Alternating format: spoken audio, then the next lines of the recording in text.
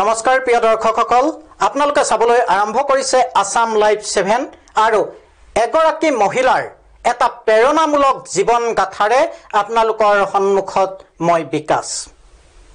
এখন ঘৰ, এটা পৰিয়াল, এনে এটা সময় আহিছিল য'ত সুৎখোৰৰ অমানুষিক নিৰ্যাতনৰ বলি হৈ ভাগি পৰিছিল পৰিয়ালটো। সুৎখোৰে সেই সময়ত সেই পৰিয়ালটোৰ ঘৰখন ভাঙি দিবলৈ আহিছিল, জ্বলাই দিবলৈ আহিছিল। কিন্তু পৰিয়ালটোৱে ঘৰৰ এডোখৰ মাটি বিক্ৰী কৰি 13 লাখ টকাৰ ধাৰ মাৰিছিল সুৎখোৰক। আৰু সেই 13 লাখ টকা ধাৰ মৰাৰ পিছত পৰিয়ালটোৰ হাতত আছিল মাত্ৰ 200 টকা। মানসিকভাৱে ভাগি পৰিছিল পৰিয়ালটো আৰু ঘৰৰ মানুহগৰাকীয়ে নিজকে শেষ কৰি দিয়াৰ সিদ্ধান্তও গ্ৰহণ কৰিছিল। কিন্তু তেওঁ নিজকে মন বান্ধিছিল যে তেওঁ কিবা এটা কৰিব লাগিব, জীৱনটোত তেওঁ যুঁজিব লাগিব, জীৱনত তেওঁ জিকিব লাগিব। আৰু এটা সংকল্পই যেন সলাই পেলাইছিল জীৱনৰ বাট। হাতত থকা মাত্ৰ 200 টকাই তেওঁ বাছি লৈছিল স্বাৱলম্বিতাৰ পথ। আৰু তেনে এগৰাকী মহিলাৰ প্ৰেৰণামূলক জীৱন গাথাৰে আজি আপোনালোকৰ সন্মুখত আমি তুলি ধৰিব বিচাৰিছো এক বিশেষ সংবাদ। চাওঁ আহক।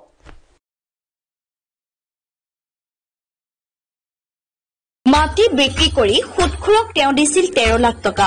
তিনিবাৰকৈ জীৱনত বেয়া সিদ্ধান্ত লবলৈ বিচাৰিছিল তেওঁ। 200 টকাৰে আৰম্ভ কৰিছিল স্বাৱলম্বিতাৰ যাত্ৰা। কাঠফলা আৰু মিলেট খেতি প্ৰস্তুত কৰে কেক, বিস্কুট, দৈ, সাজ। মুখ্যমন্ত্ৰী ডক্টৰ হিমন্ত বিশ্ব শৰ্মাই দুবাৰকৈ লৈছে তেওঁৰ বিস্কুটৰ জুতি। এখন ঘৰ এটা সময়ত সুৎখোৰৰ অত্যাচাৰত হাহাকাৰ কৰিছিল। কেইবাবাৰো তেওঁলোকৰ ঘৰ ভাঙি দিবলৈ, জ্বলাই দিবলৈ আহিছিল সুৎখোৰ। অৱশেষত বাৰীৰ মাটি এটুকুৰা বিক্ৰী কৰি 13 লাখ টকা ধাৰ মাৰিছিল সুৎখোৰক। হাতত থাকিছিল মাত্ৰ 200 টকা। তেতিয়া চূড়ান্ত হতাশাত ঘৰৰ মানুহগৰাকীয়ে জীৱনত তিনিবাৰতকৈ বেয়া সিদ্ধান্ত লবলৈ বিচাৰিছিল। কিন্তু তেওঁ মন বান্ধিছিল। সেই 200 টকাৰে তেওঁ আৰম্ভ কৰিছিল আত্মনিৰ্ভৰশীলতাৰ যুঁজ। আজি তেওঁ সফল। মহিলাগৰাকীৰ নাম মাধুৰিমা দত্ত। যোৰহাটৰ 2 নং চেঙেলি গাঁৱৰ নিবাসী এই মাধুৰিমা দত্ত এতিয়া আন বহু মহিলাৰ বাবে আদৰ্শ। 200 টকাৰে 2-3টা বেগত তেওঁ আৰম্ভ কৰিছিল কাঠফুলাৰ খেতি।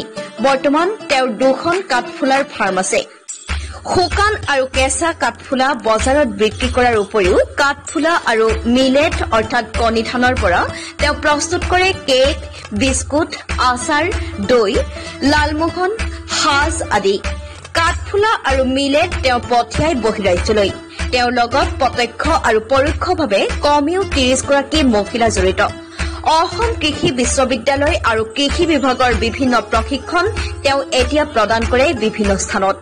ৰাজ্যৰ মুখ্যমন্ত্ৰী ডক্টৰ হিমন্ত বিশ্ব শৰ্মাই গুৱাহাটী আৰু যোৰহাটত দুবাৰকৈ জুতি লৈছে তেওঁ মিলেটৰ পৰা প্ৰস্তুত কৰা বিস্কুটৰ। ইতিমধ্যে কৃষি বিভাগ, কৃষি বিশ্ববিদ্যালয় আদিৰ পৰা তেওঁ লাভ কৰিছে বহু পুৰস্কাৰ। এটা সময়ত জীৱনৰ মোহ খেৰুৱাই পেলোৱা এইগৰাকী মহিলা নিতান্তই আন 10 গৰাকীৰ বাবে আদৰ্শ। যোৰহাটৰ পৰা Paran Medhi report, Assam live 7।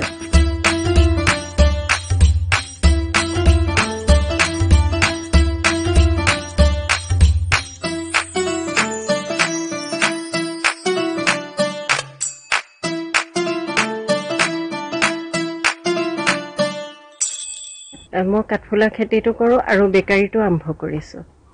Bakery আচাৰ আছে, বেকাৰী আছে আৰু কাঠফুলাৰ বিভিন্ন প্ৰডাক্ট। কিন্তু ভাল লগা কথা কি, কাঠফুলা মোৰ মেঘালয়লৈ এসপ্তাহত 40-50 কেজি বিস্কুট যায়। কাঠফুলা আৰু মোৰ মিলেটৰ বিস্কুট হায়দৰাবাদত পঠাওঁ। এমাহত 40 কেজি যায় হায়দৰাবাদলৈ। কাঠফুলাৰ পৰা বিস্কুট, কেক, তাৰপিছত আপোনাৰ মুৰাব্বা, চকলেট, আচাৰ আৰু দৈটো বনাইছোঁ, আকৌ লালমোহন, সেইখিনি বনাওঁ। আপুনি এই যাত্ৰা আৰম্ভ কৰাৰ আগত আপোনাৰ বহুত সংকট নামি আহিছিলে, আৰ্থিক সংকট, সুৎখোৰ আতিশয্য, অকণমান চমুকৈ তেনেকুৱা? আমাৰ সেইখিনি আচলতে কি হ'ল, আমাৰো আমিও লৈছিলোঁ, নাই লোৱা বুলি নকওঁ, কিন্তু এনেকুৱা এটা কৰিছিলে, আমি যেতিয়া মাটি বিকিব খুজিছিলোঁ 10,000ত আমাৰ পৰা 1.5 লাখ টকাই নিছিলে, তেনেকুৱা হৈছে।